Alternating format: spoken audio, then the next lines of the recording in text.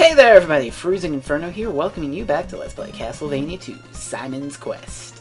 We're gonna continue on here, move forward, all that lovely jazz. Oh god. Ooh, a level up.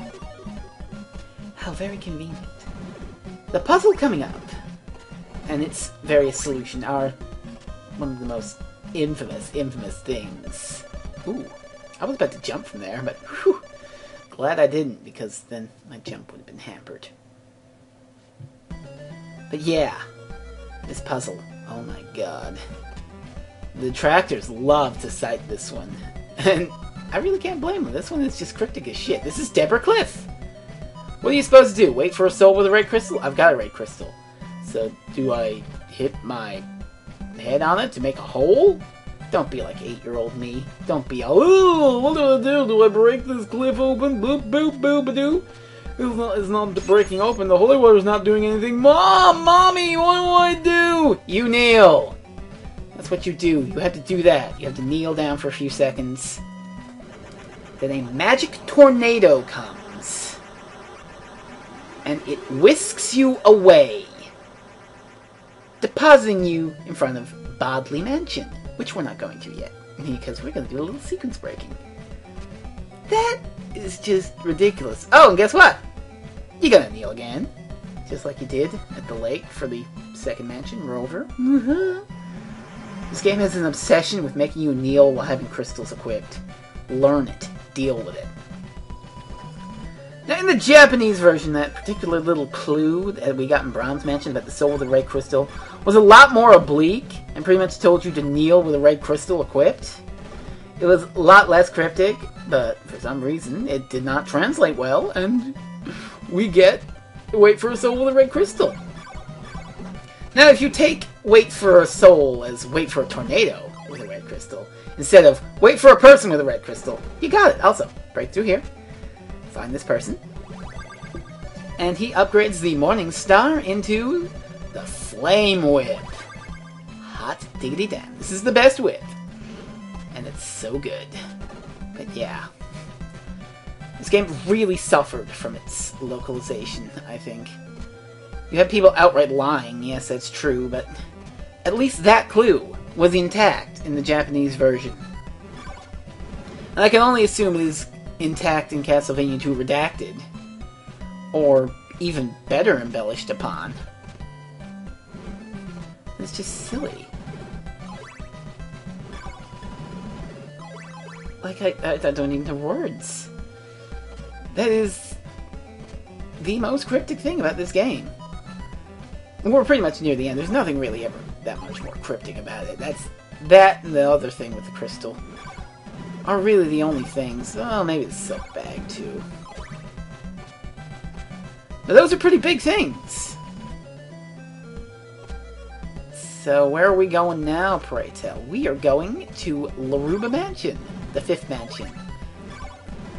5th before 4th? What nonsense is this? Well, it's a sequence-breaking game. If you're going to give me a nice open Castlevania game, I am going to exploit that and go sequence-break a little. Oh, God! Yeah, I don't have enough laurels to make it through this entire screen.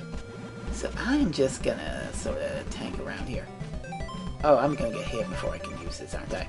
Yep. There we go. Move it, move it, move it, move it, move it. You see, the swamp is so long that the laurels don't even last! Christ and a cracker, you might be saying, but Frizz, you're out of laurels now, whatever are you going to do? Oh, this is Laruba Mansion. We're not going to take it on just yet. I have something special planned. Oh, yes I do. I've been yammering about how the Japanese version is like, oh, everything is so much more clear, but how did the Japanese really play? Let's find out! Let's boot up the Famicom Disk System version of Castlevania 2. Shall we? Zippy zippy zap zap! Well, this looks promising. Alright, let's load this baby up. This is Castlevania 2 on the Famicom Disk System. Yeah, family computer. And it's loading. Never thought you'd see a load time in an NES game, huh? Well, it's a floppy disk. I guess there's a lot of memory involved. Hell, the damn Famicom Disk System came with a RAM adapter. Ooh. Oh my god, it's dripping. Holy shit. Wow. I wonder what the prologue says. I bet it's all cool stuff like it. Well, it's the exact same. They didn't even bother to translate the prologue. Christ. Well, let's just play the game here, shall we? Ooh. Name de. Name Turoku. Name Kesu. What the frick? Yeah, this is apparently some sort of Zelda-esque thing because Famicom Disk System games could save. So most of the games you know with battery-backed memories or passwords are like Famicom Disk System things. So we were playing Castlevania 2 with a save function. Oh god. Now it's loading again. Good Christ. And this is fun. This is pretty much telling us to turn the disc over because Famicom Disk System games had two sides with bunches of memories. So you had to turn the disc over and load the other part or something. Like, I guess the game is on side B? I don't know. God, we're like a minute and a half in, and the game still hasn't started up yet. Good God, all the people complaining about the day and night stuff. Japan had it, like, a bit worse. Okay, so we're playing the game now, and music sounds nice. It's different from the regular chiptune. A little bit better sound, but I don't know, I'm still endeared to the originals. Japan had all those wobbly little sound chips. Their version of Castlevania 3 sounded gorgeous! Like, holy shit, all those synthesized instruments at once.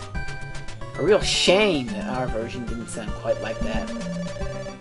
Still good tunes, though. And the Holy Water. This kind of ticks me off. The Holy Water doesn't make the ching-ching. It doesn't really tick me off. It's a minor gripe, and I acknowledge it is a minor gripe. I'm not going to go on a tangent about, the Holy Water doesn't make the noise. It's such elephant anus. Ooh. We're loading again. To load the outside of the town. Ain't that snazzy. Oh, man. Alright, so we've got a weird synthesized Bloody Tears original version going on here. The werewolves just jump over you if you walk forward. I never knew that until just now.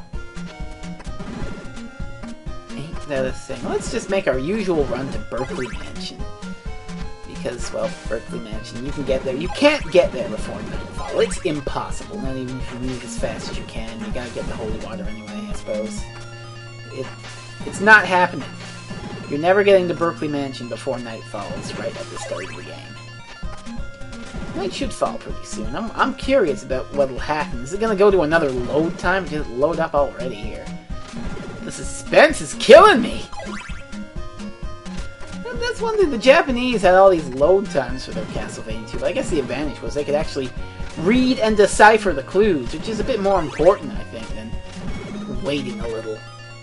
It's silly. Very silly. Okay, mister. Get rid of you. Oh, here we go!